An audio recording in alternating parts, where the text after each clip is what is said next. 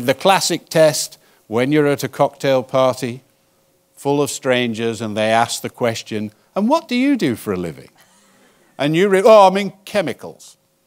And if you get the supplementary question, what kind of chemicals? You know the road the conversation's going to go down, don't you?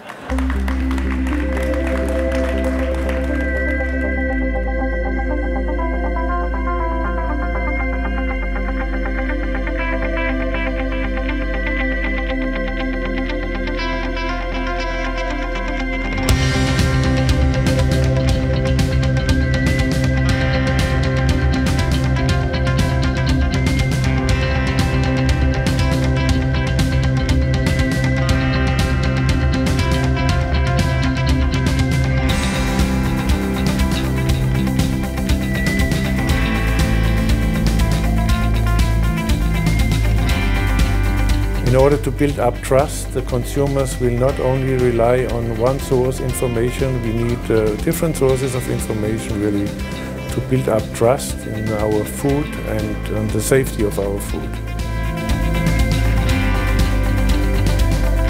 Biodiversity and agriculture are two sides of the same coin. We need to work together to find the solutions for the development of Europe and the development of the world. I'm not expecting to have all the answers and be, rebutting everything. I think it's going to be a listening and learning session, and that would be great for us. There is a partnership which needs to be built between everybody who is involved, between the public side, between the farmer, between the industry, and between the civil society. And if we don't form this partnership, we cannot solve the problem.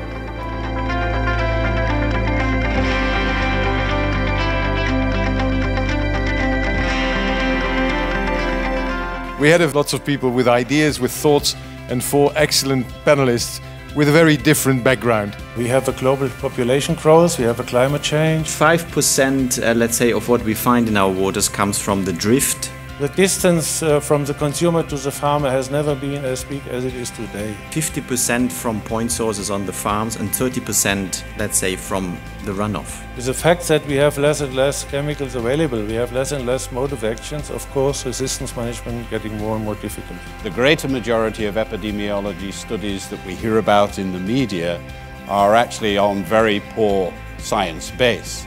When we talk about real transparency, at the end of the day, we have to make sure that all data available are really public. In most cases, we don't really have the sort of answers that can be utilized in the public domain. We know from the EFSA report that the exceedances of MALs is higher when we import from countries outside Europe.